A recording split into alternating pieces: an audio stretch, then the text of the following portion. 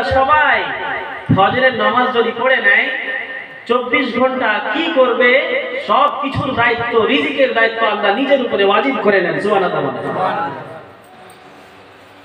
We have to change. আমাদেরকে একটু change হতে হবে। কথা বুঝছেন? আমাদের সমাজকে চেঞ্জ হতে হবে। বাবা নামাজ পড়বে,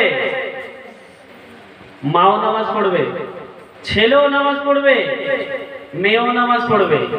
প্রত্যেকটা ফ্যামিলি আমাদের এমন হওয়া দরকার যে প্রত্যেকটা ফ্যামিলিতে সকালে উঠে কোরআনের তেলাওয়াত হবে, প্রত্যেকটা ফ্যামিলিতে 5 ওয়াক্ত নামাজ কায়েম হবে।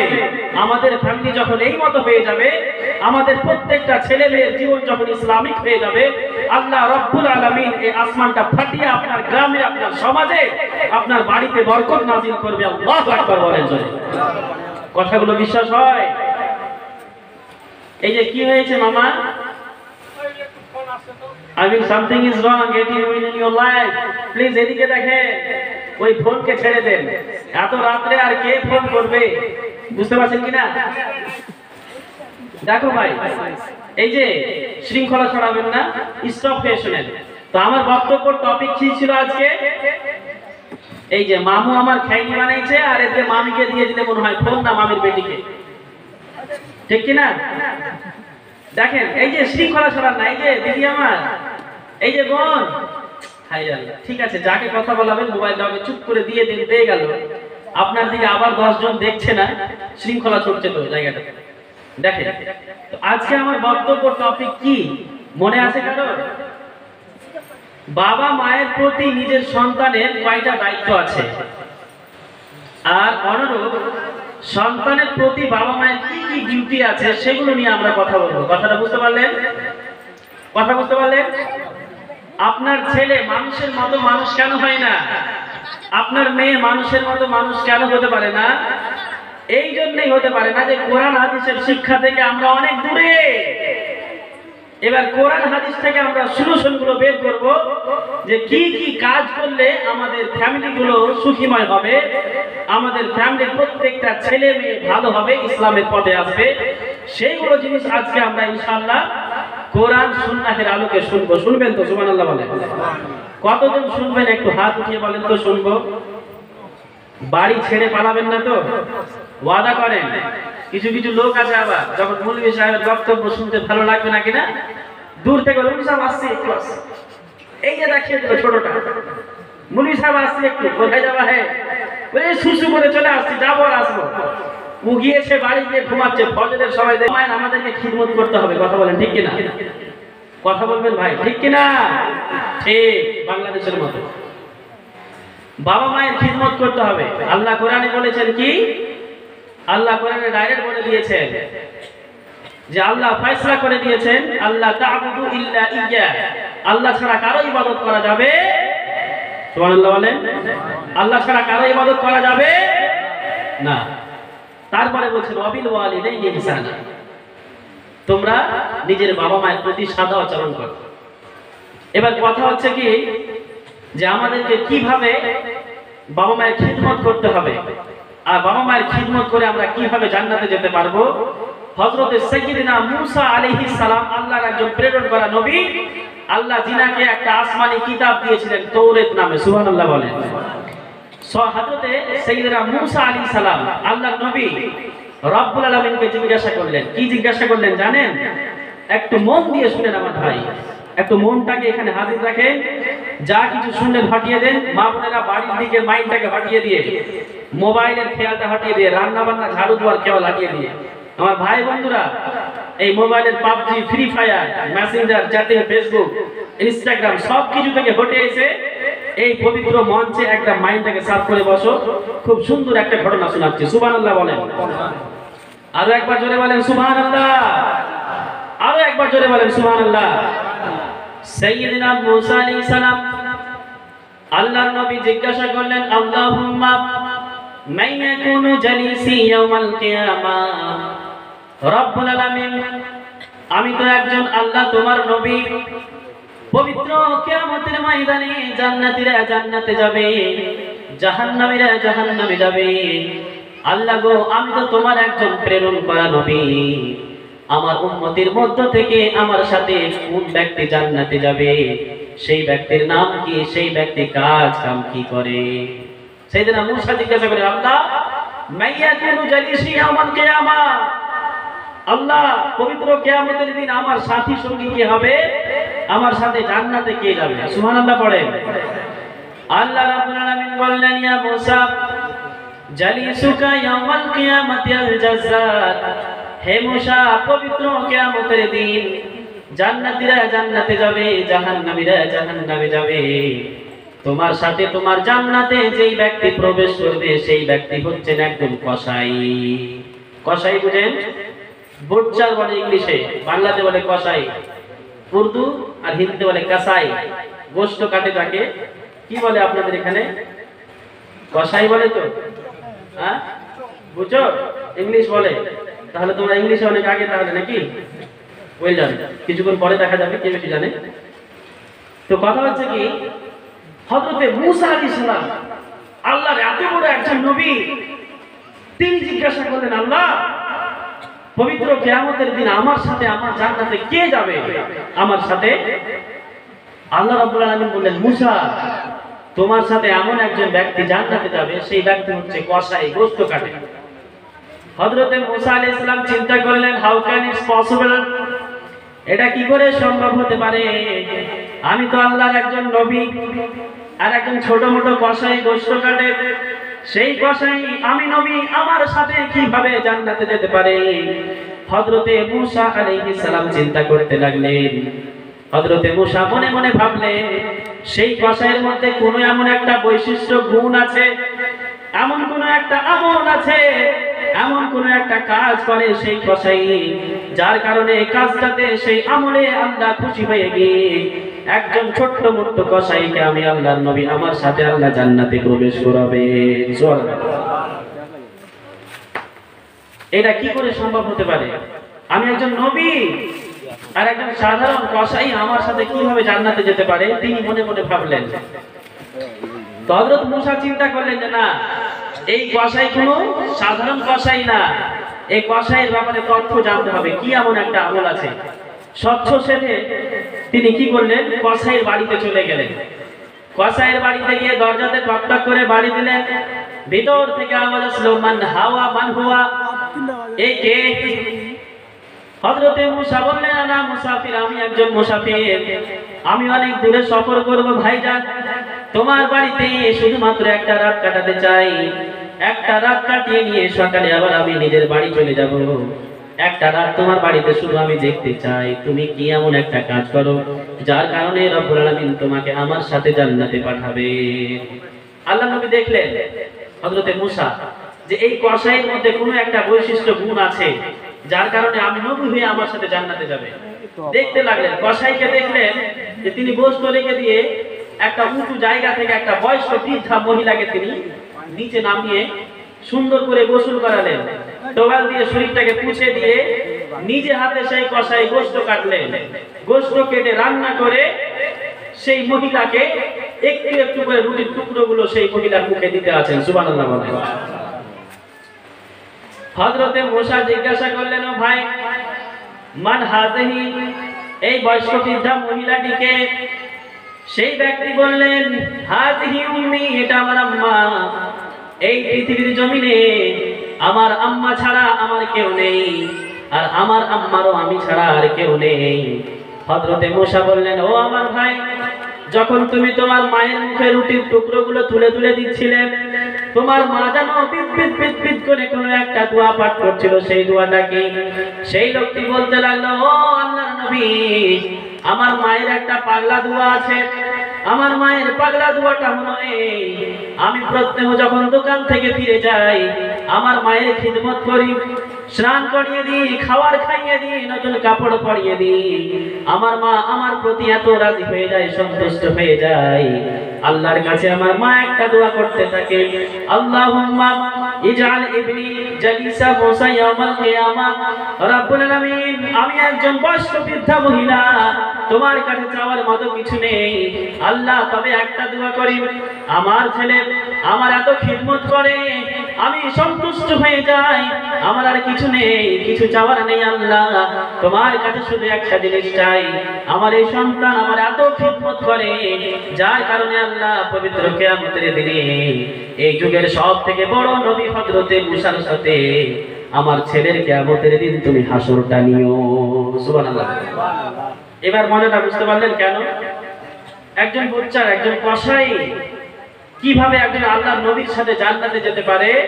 কারণটা ছিল এই যে সেই বুচ্চার কোনো সাধারণ বুচ্চার ছিল না, কসাই ছিল না, মায়ের খিদমত করতো। মা দোয়া করেছে যে আল্লাহ আমার ছেলেকে তুমি পবিত্র কিয়ামতের দিনে হযরতে মুসার সাথে আমার ছেলের হাসর নিও। মুহূর্তের মধ্যে দোয়াটা কবুল করে নিয়েছেন আল্লাহ। সুবহানাল্লাহ বলে। বুলেট গুলি করে না, বুলেট মিস হয়, কিন্তু মায়ের দোয়া কখনো মিস হয় না। সুবহানাল্লাহ বলে। এই মা আপনাকে জন্ম দিতে গিয়ে কত কষ্ট সহ্য করেছে আপনি জানেন? এই ভাই শুনো এদিকে, সাধারণত একটা মানুষ 47 বা 48 পর্যন্ত জ্বালা যন্ত্রণা সহ্য করতে পারে, শরীরের ব্যথা। ডক্টর সায়েন্স বলছে যে সাধারণত ভাবে একটা মানুষ 47 মানে 46-47 পয়েন্ট ব্যথা সহ্য করতে পারবে, কিন্তু আপনার মা, আমার মা, সবার মা যখন পৃথিবীতে কোনো সন্তানকে আলো দেখায়, ডেলিভারি করে, কোনো বাচ্চা জন্ম দেয়, তখন সেই মহিলাকে 57, 58, 60 পর্যন্ত ব্যথা সহ্য করতে হয়। সুবহানাল্লাহ। কথাগুলো বুঝতে পারছেন? কত কষ্ট পেয়েছে মায়ের। ওই জন্য বিশ্বনবী বলতেন কি, লাউ কাতাতা জিলদাক, যদি তুমি তোমার নিজের শরীরের চামড়া কেটে দিয়ে মায়ের যদি জুতা বানিয়ে দাও, তাহলে সেই ছোট্ট বয়সে মায়ের কত যে তুমি কোটি কোটি দুধের ঘুট খেয়েছো, একটা ঘুট পরিমাণ কখনো শোধ হবে না। সুবহানাল্লাহ। তাই আমার যুবক ভাইয়েরা, ভাই বন্ধুরা, বাবা মাকে ছেড়ে দিয়েন না, বাবা মাকে কষ্ট দিয়েন না। এটা তো ছিল সন্তানের প্রতি বাবা মায়ের কিছু কর্তব্য, ঠিক কিনা? এবার আমি আসি নিজের বক্তব্যের দিকে ফিরে। বাবা মায়েরও কিছু কর্তব্য আছে নিজের সন্তানের প্রতি। এখানে বাবা মা কে কে আছেন একটু হাত উঠান তো দেখি। বাবা গো একটু হাত উঠান, বাবারা। না না, হাত উঠান। যারা বিয়ে করে নিয়েছো, বাবা হয়েছো, হাত উঠাও না গো।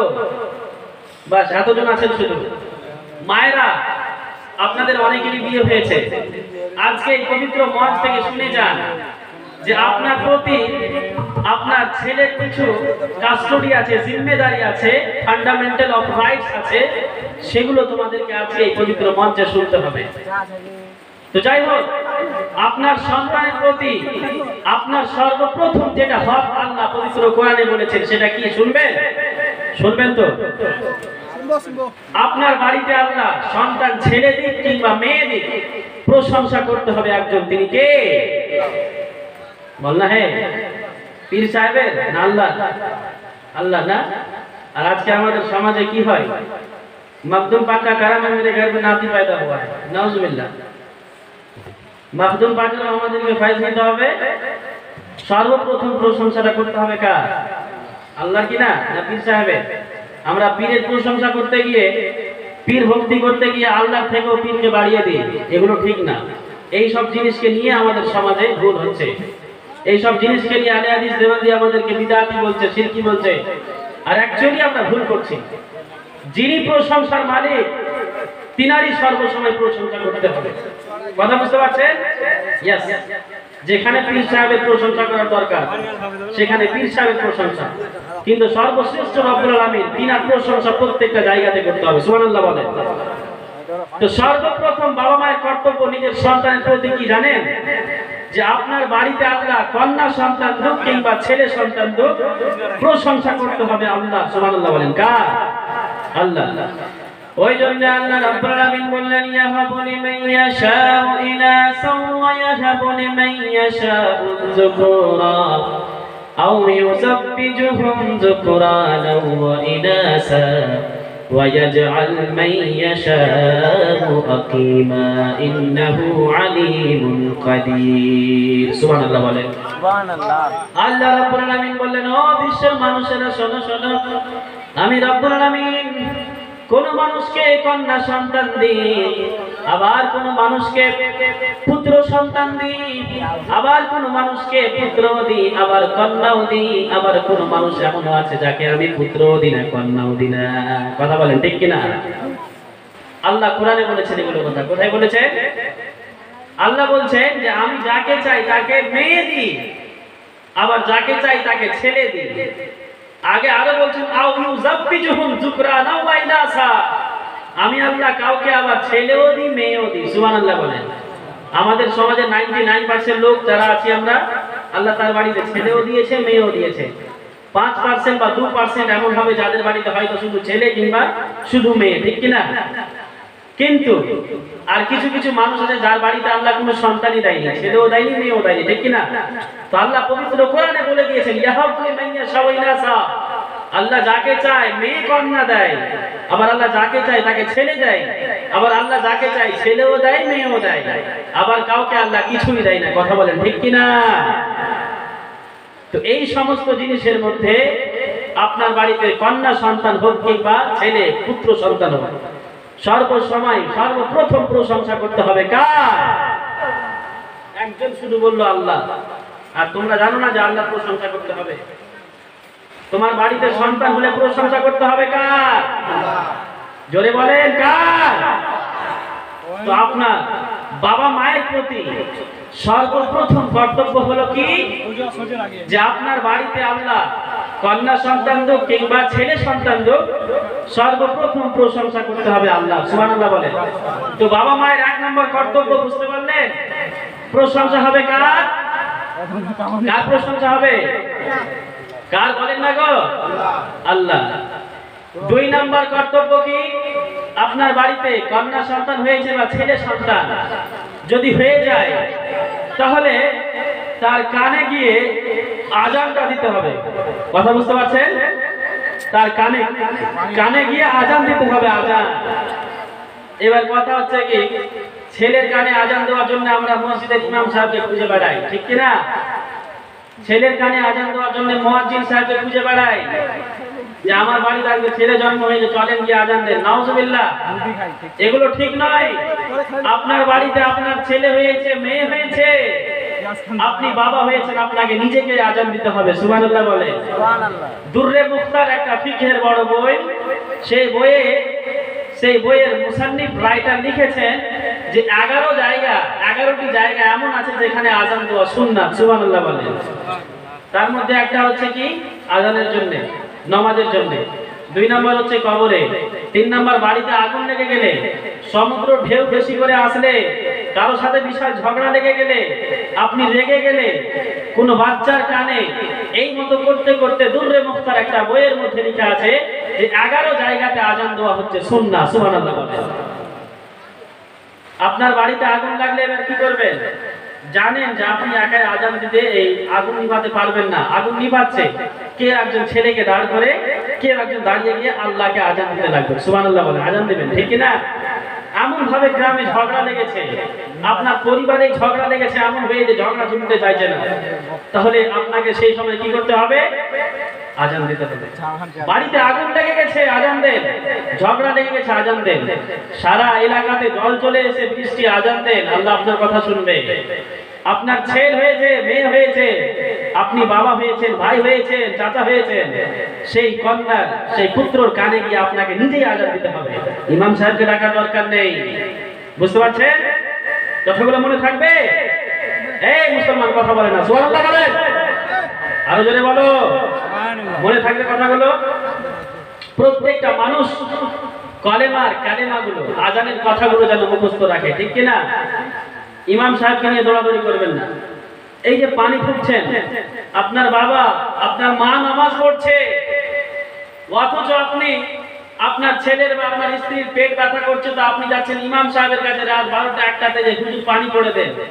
খোদার কসম খেয়ে বলি, এই যে মৌলানা যাকে তোমরা ইমাম দেখেছো গ্রামে, ইনি 50 বার যে সূরাটা পাঠ করে যতটুকু বরকত হবে, তোমার মা বেনামাজি হলেও, তোমার বাবা বেনামাজি হলেও, শুধুমাত্র বিসমিল্লাহ পড়ে যদি ওই পানিতে ফুঁকে দেয়, বড় পীর আব্দুল কাদের জিলানীর থেকেও তোমার মায়ের ফুটা বেশি দামি হয়ে যাবে। সুবহানাল্লাহ। কথাগুলো বিশ্বাস হয়? হ্যাঁ। আজকে আমরা মনে করে নিয়েছি না ইমাম সাহেবের মুখে দোয়া পড়া মানে কি ওটাই কাবুল, তাছাড়া কাজে দেবে না। আল্লাহর কসম, ইমাম সাহেবের দোয়াতে ভরসা নেই। আপনার মা যদি সেই পানিতে বিসমিল্লাহ পাঠ করে সূরা ফাতিহা পড়ে আপনার স্ত্রীর জন্য, আপনার ছেলের জন্য, আপনার জন্য শুধু সূরা ফাতিহাটা পাঠ করে দিয়ে দেয়, খোদার কসম খেয়ে বলি এই জিনিসটা কখনো বৃদ্ধা যাবে না। সুবহানাল্লাহ। ওই জন্য করতে হবে কি, নিজের বাবা মায়ের কাছ থেকে পানি পড়ে নিতে হবে, ইমাম সাহেবের কাছে দৌড়াতে হবে। মুরগি জবাই করছে আজকে, মুরগা জবাই করছে, পোল্ট্রি, তবুও নাকি ইমাম সাহেবকে ডাকছে, ইমাম সাহেব আছেন, কি করতে হবে? আমার বাড়ি থাকা কবিতরের বাচ্চা জবাই করতে হবে। নাউজুবিল্লাহ। তুমি কিসের জন্য মুসলমান হয়েছো ভাই? বিসমিল্লাহে আল্লাহু আকবার, এই কথাটা যদি আপনি আমি না জেনে থাকি আর নিজে মুরগিটা জবাই না করতে পারি, তো কিসের মুসলমান রে ভাই তুই? তাহলে খালি হালুয়া খাওয়া গৌসে পাকের নামে ফালতু জিনিস, এগুলো মাজার করে যে আর এই সব হালুয়া খেয়ে আপনি জান্নাতে চলে যাবেন? নামাজ রোজার দিকে কোনো ধ্যান নেই, ইসলামের দিকে কোনো পথে নেই, কিছু নেই, শুধুমাত্র খালি আমরা পীরের নামে নাচ শুনে গজল শুনে দিয়ে দিলাম একদম টাকা পয়সা লুটিয়ে, সকালে আবার সব ভুলে গেলাম। ঠিক কিনা? পীর সাহেব কখনো বলে ছাড়বেন এগুলো করতে? কখনোই বলে। এগুলো চেঞ্জ করতে হবে সমাজকে। তো প্রত্যেকটা যুবক ভাইরা এই গ্রামে সবাইকে আমি বলতে চাই, তোমাদের মুখে মুখে যেন, সবার মুখে যেন আজানের শব্দগুলো কালকে চলে আসে। আসবে? এই গ্রামের ইমাম কোথায়? আপনি নাকি? এই গ্রামের ইমামকে বাড়ি চলে গেছেন, ঘুমিয়ে আছেন। এই গ্রামের ইমামের দায়িত্ব প্রত্যেকটা যুবক ছেলেকে নামাজ ধরাবে, কোরআন শিক্ষা দিবে, প্রত্যেকটা যুবক ছেলেরা যেন মসজিদে গিয়ে আজান দেয়। সুবহানাল্লাহ বলেন। এই যুবক ছেলেরা যদি আজকে চেঞ্জ হয়ে যায়, কালকে ভারতের ঝান্ডাটা তোমাদের হাতে চলে আসবে। আল্লাহু আকবার বলেন। ওই জন্য কবি বলছেন, কোন একদিন আসে কালেমার পতাকা তুলবে,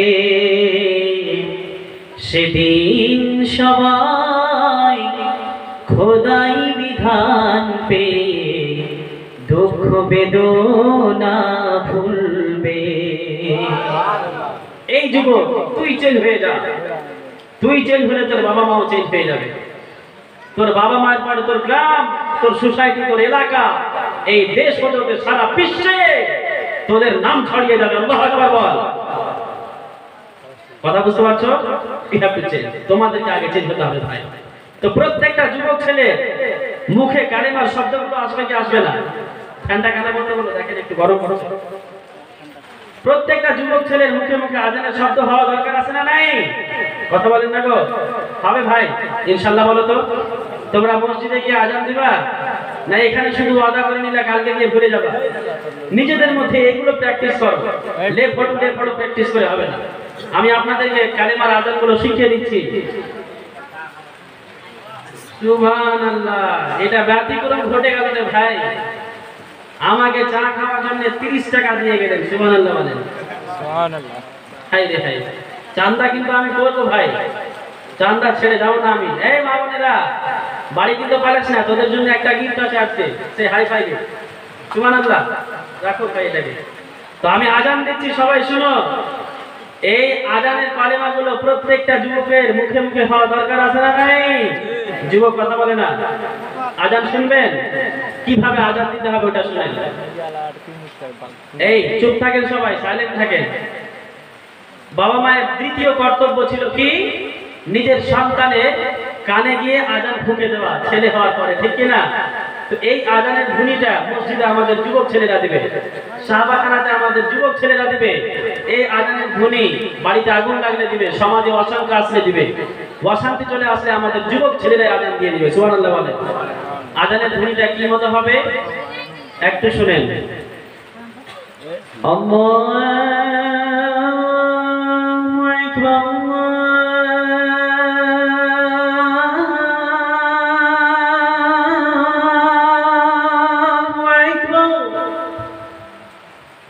হবে? পারবাই মতো করে দিতে চেষ্টা করবো ইনশাআল্লাহ। বলো আল্লাহু আকবার।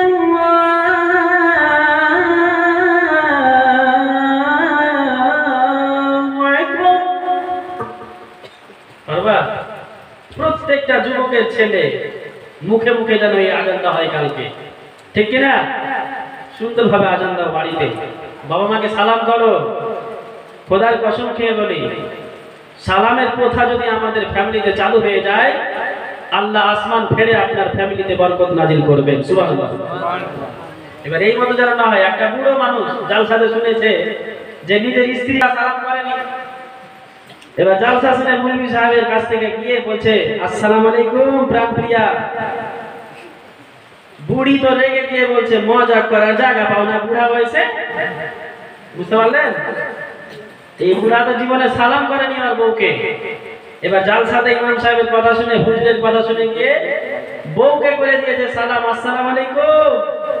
আর বুড়ি রেগে গিয়ে বলছে যে মজা করার তুমি জায়গা পাওনি, এই বুড়া বয়সে তুমি মজাক করতে এসেছো সালাম করে, ঠিক কিনা? সালামে প্রথা করেন। স্ত্রী সালাম দেবেন স্বামীকে, স্বামী সালাম দেবে স্ত্রীকে, একে অপরের সাথে কম্পিটিশন করবেন। আপনার বউ আপনাকে সালাম দেওয়ার আগে আপনি দিয়ে দিবেন। সুবহানাল্লাহ বলেন। আমার মায়েরা, আমার বোনেরা, নিজের বড় ভাইদের শ্রদ্ধা করো, নিজের বাবা মায়ের প্রতি স্নেহ নিয়ে আসো, স্নিগ্ধ হয়ে যাও, অবতরণ হয়ে চলো বাবা মায়ের প্রতি। সমাজে এমন ভাবে নগ্ন হয়ে চলো যেন এই সমাজের মেয়ে যখন বাজারে হাঁটবে, টিউশন পড়তে যাবে, স্কুলে যাবে, রাস্তাতে যখন চলবে, তখন দেখেই যেন বুঝে যায় যে এই মেয়েটা হচ্ছে ওই গ্রামের। সুবহানাল্লাহ বলেন, ঠিক কিনা? এরকম আমরা সমাজ চাই কি চাই না? কথা বলেন, ঠিক কিনা গো? হবে, সমাজ হবে। হ্যাঁ মায়েরা, বোনেরা, তোমরা যদি চেঞ্জ হয়ে যাও, এই সব চেঞ্জ হয়ে যাবে। তোমাদের হাতে আল্লাহ এত শক্তি দিয়েছে, তোমরা একাই চাইলে হাজার হাজার পুরুষকে শেষ করে দেবে। যার কারণে এই শক্তিটাকে অপচয় খরচ করতে হবে না, এটাকে নিজের কাজে খরচ করতে হবে। আল্লাহ রাসূলের ভয় রাখতে হবে। আমি আমার 4টা মাকে বলছি, 4টা মা এখানে যারা চাকরি করো, ধনী আছো, সেই 4টা মাকে বলছি, বিশ্বনবী বলেছেন কোন মহিলার মধ্যে যদি 4টা গুণ থাকে, আমি নবী ওই মেয়েকে জান্নাতের গ্যারান্টি এই দুনিয়াতেই দিয়ে দিলাম। সুবহানাল্লাহ। For the woman, it's so very easy and simple to enter the paradise of Almighty Allah. আল্লাহর জান্নাতে প্রবেশ করা একটা মেয়ের জন্য খুবই সহজ। বিশ্বনবী বলেছেন, যদি কোনো মহিলা, যদি কোনো মেয়ে আমাকে 4টা জিনিসের গ্যারান্টি দিয়ে দেয় দুনিয়াতে, আমি নবী সেই মহিলাকে, সেই মেয়েকে পৃথিবীতে জান্নাতের গ্যারান্টি দিয়ে দিলাম। সুবহানাল্লাহ বলেন। আরো একটু জোরে বলা যাবে না?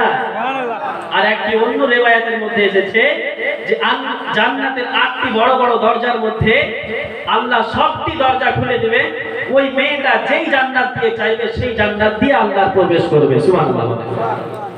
জান্নাতের দরজা কি আপনার আমার বাড়ির মতো এত ছোট ছোট যে একটা মোটা মানুষ ঢুকতে চাইলে ঢুকতে পারবে না? বিশ্বনবী বলছেন যে বাবুহা, জান্নাতের একটা দরজা, মা বাইনাল হাজারে ওয়াল মক্কা, হাজার একটা শহর আছে, হাজার থেকে নিয়ে মক্কা দূরত্ব প্রায় 1300 কিলোমিটারের চেয়ে বেশি। সুবহানাল্লাহ বলেন। কলকাতা এখান থেকে কত দূর হবে ভাই? কলকাতা এখান থেকে কত দূর হবে ছেলেরা? হ্যাঁ কত? 500 তো মনে হয় মালদা থেকে, প্রবাবলি, সম্ভবত। যাই হোক 600 ধরে নিলাম, 600 কিলোমিটার এখান থেকে কলকাতা, ঠিক কিনা? কিন্তু জানেন জান্নাতের এক একটা দরজা 1300 কিলোমিটারের চেয়েও বেশি। সুবহানাল্লাহ বলেন। তার মানে এক একটা দরজা, এখান থেকে উত্তরপ্রদেশ ইউপি যেতে হবে আপনাকে 1600 কিলোমিটার। আমরা যেখানে আজমগড়ে থাকি, আমার প্রান্তীয় বন্ধুও থাকে ওখানে, তো এখান থেকে উত্তরপ্রদেশ যেখানে আমরা পড়াশোনা করি, ইউপি, সেখান পর্যন্ত জান্নাতের একটা গেট হবে, মানে একটা ধাক্কাতে কোটি কোটি মানুষ প্রবেশ করবে জান্নাতে। সুবহানাল্লাহ। তো আল্লাহর নবী বলছেন যেই মহিলা আমাকে 4টি জিনিসের গ্যারান্টি দিবে, আমি নবী সেই মহিলাকে জান্নাতের গ্যারান্টি দুনিয়াতেই দিলাম। আর আল্লাহর এত বড় বড় 8টি দরজার মধ্যে সবটি দরজা সেই মহিলার জন্য খোলা থাকবে। সেই মহিলা যেই দরজা দিয়ে চাইবে সেই দরজা দিয়ে আল্লাহর জান্নাতে প্রবেশ করবে। সুবহানাল্লাহ। এবার আমার মায়েরা, 4টি জিনিস কি এমন করলে আপনাদের জন্য এই মতো একটা বৈশিষ্ট্য, স্পেশাল জান্নাত আছে, চারটা মায়ের কাছ থেকে আমি 4000 টাকা নিব। কয় হাজার টাকা? এবার মায়েরা বলছে মুলবি সাহেব এবার তো অবস্থা খারাপ, এবার চাইলেও আর জালসাতে বসবো না, উড়ে গেলাম। চারটা মায়ের কাছে 4000 টাকা নিব, ঠিক কিনা? এবার আমার ছেলে মানুষরা, তোমাদেরকে কি করলে তোমরা জান্নাতে যাবে? 5টা কাজ করতে হবে তোমাদেরকে।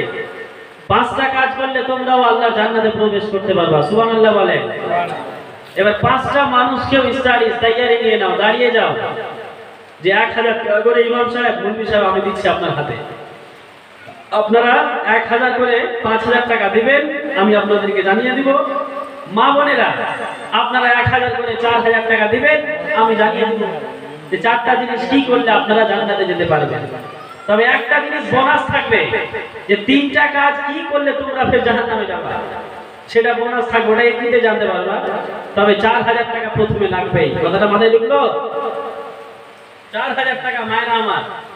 1000 টাকা কোনো একটা মা দাঁড়ান তো, দিয়ে বলেন যে হুজুর একটা কারণ বলে দেন, আমি 1000 টাকা দিলাম।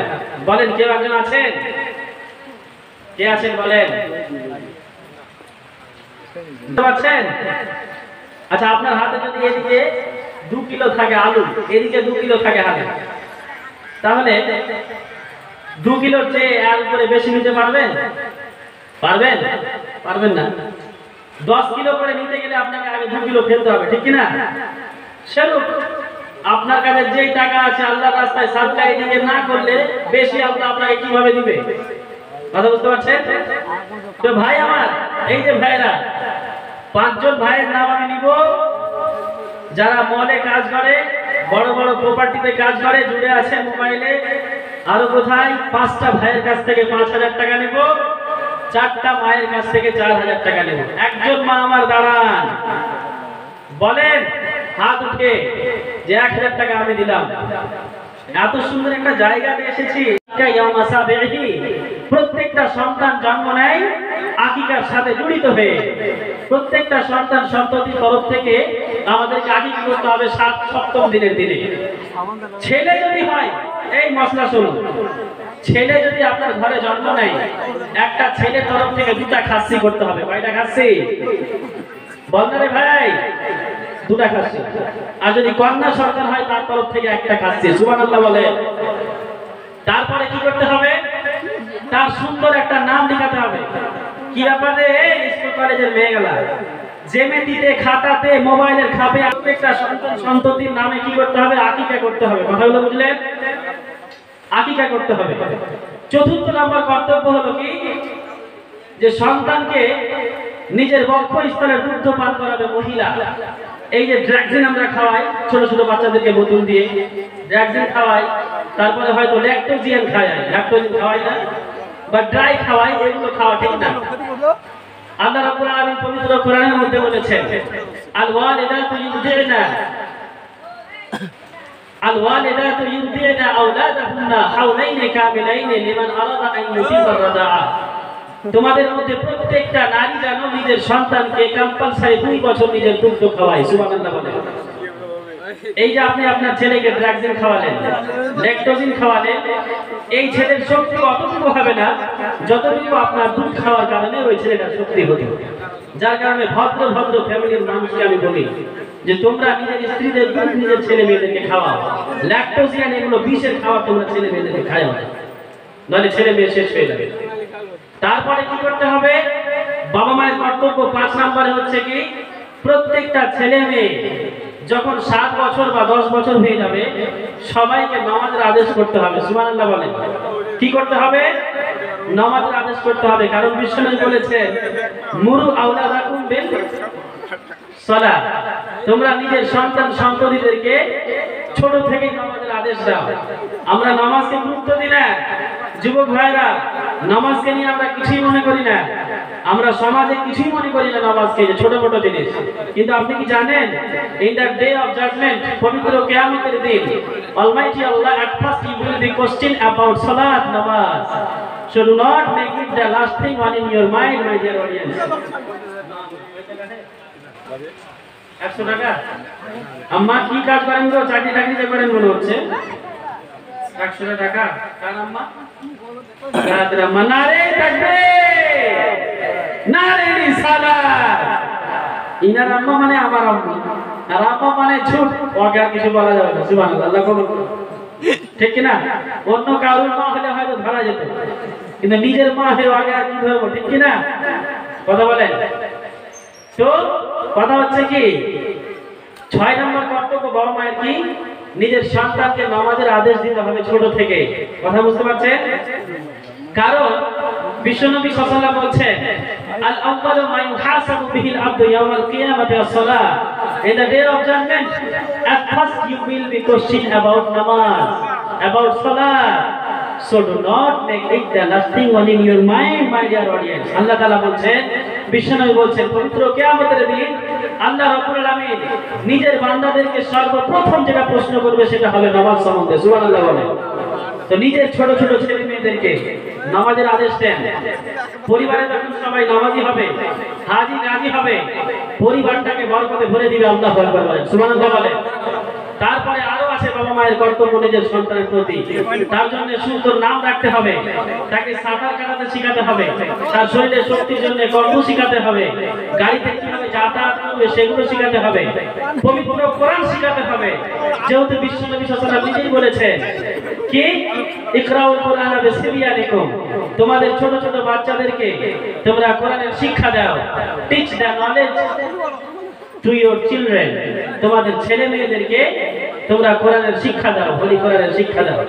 প্রত্যেকটা ফ্যামিলিতে, প্রত্যেকটা বাড়িতে যেন আমরা এগুলো করি। নিজের বাবা মায়েরা যারা কাস্টডি নিয়ে আছেন, নিজের সন্তানকে মসজিদে পাঠান, কোরআনের শিক্ষা দেন। আপনার ছেলেটা পবিত্র বাড়িতে আপনার সকাল সন্ধ্যা যখন কোরআনের তেলাওয়াত করবে, অটোমেটিক্যালি আল্লাহ আপনার বাড়িতে বরকত নাযিল করবেন। সুবহানাল্লাহ বলেন। এবার যাই হোক, সময় যেহেতু অনেক বেশি হয়ে যাচ্ছে, যার কারণে আমি বেশি কিছু কথা না বলে দুই একটা গজল বলে আমি নিজের বক্তব্য ইতি করব। আসুন তারপরে একবার প্রাণ খুলে ভক্তি করে দুরূদ পাঠ করে নিই। আল্লাহুম্মা সাইয়্যিদিনা ওয়া আলা আলি সাইয়্যিদিনা ওয়া আলা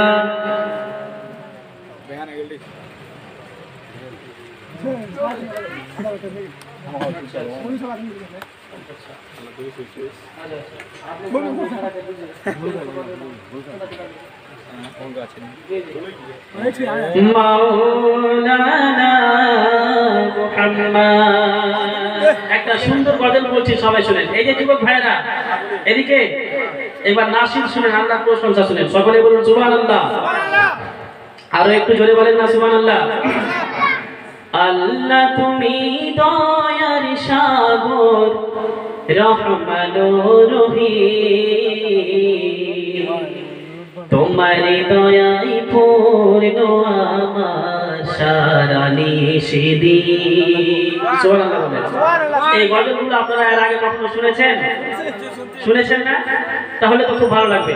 এরপরে আরো একটা গজল শোনাবো, ওটা গজলে তো গোটা মাহফিল চমকে যাবে। আল্লাহ তুমি দয়ার সাগর, রহমানুর রহিম, তোমার দয়ায় পূর্ণ আমার সারা নিষিদিন। আগে কবি কি বলছে শুনুন, একবার জোরে বলেন সুবহানাল্লাহ। তুমি মিটাও সকল চাওয়া, দুদিন আগেও পরে তোমার কাছে সকল চাওয়া, সবই তোমার তরে। সুবহানাল্লাহ বলে। তুমি মিটাও সকল চাওয়া, দুদিন আগেও পরে তোমার কাছে সকল চাওয়া, সবই তোমার তরে। তোমার পথে চললে সবাই, তোমার পথে চললে সবাই আসবে যে সুদিন, তোমার দয়ায় পূর্ণ আমার সারা নিষিদিন। যেহেতু আজানের সময়, খুব বেশি হয়ে যাচ্ছে, যার কারণে পুরাতন যুগের আমি একটা গজলের দুই একটা ছন্দ পড়ে ইনশাআল্লাহ দোয়া হয়ে যাবে। যুবক ভাইরা এবার তোমরা একটু মুখটা এদিকে করো, এদিকে সবাই ফিরে যাও। আমি একটা গজল পাঠ করছি, সবাই কিন্তু মন দিয়ে শুনবেন, খুব পুরাতন গজল, ঠিক কিনা? শুনবেন তো ইনশাআল্লাহ? বলেন। যদি বসে থেকে থেকে আমাকে শেষে দেওয়া হলো 1:30 2টার দিকে, ওই জন্য ওই মতো বলার টপিক পেলাম না। আমি কন্টিনিউ যদি 2 ঘন্টা ভালোভাবে বলতে পাওয়া যায় তাহলে কথা বলে মন ভরবে মানুষের, নইলে এমনি ভরবে না। যাই হোক, সেই পুরানো যুগের গজল যেটা আমরা শৈশব কাল থেকে শুনে আসছি, সেই গজলটা দু একটা ছন্দ আপনাদেরকে পাঠ করি। একবার জোরে বলেন সুবহানাল্লাহ। চমকাবে নসিবি আমার গো। শুনেছেন আপনারা আগে? শুনেননি গো? এত সুন্দর পুরাতন গজলটা শুনেননি? শুনোনি তোমরা? শুনে নাও আজকে। চমকাবে নসিবি আমার গো, চুমে সেই মাটি মদিনার গো। যদি বলেন না সুবহানাল্লাহ। চমকাবে নসিবি আমার গো, চুমে সেই মাটি মদিনার গো গো।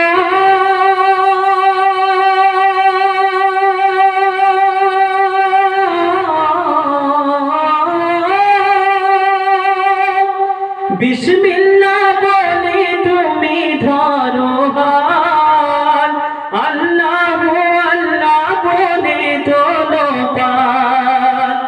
রবে না বাধা বিপদার গো,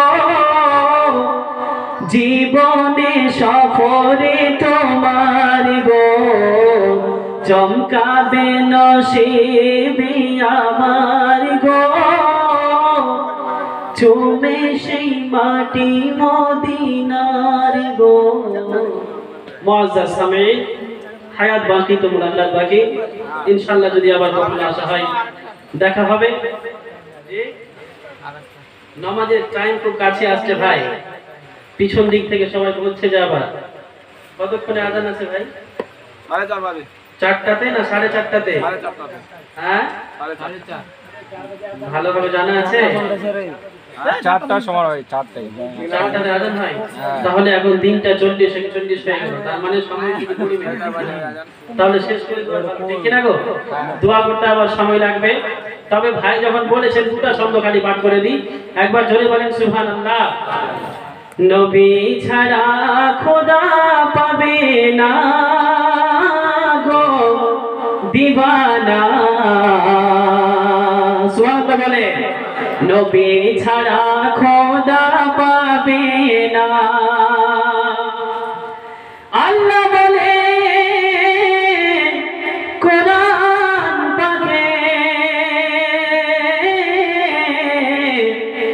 যে জন পেতে চাও আমাকে,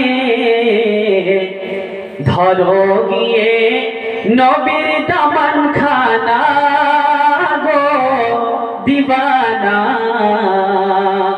নবী ছাড়া খোদা পাবে না। যাই হোক ভাই, ইনশাআল্লাহ আবার কখনো হবে। হায়াত বাকি তো মুলাকাত বাকি। আসসালামু আলাইকুম ওয়া রাহমাতুল্লাহি ওয়া বারাকাতুহু।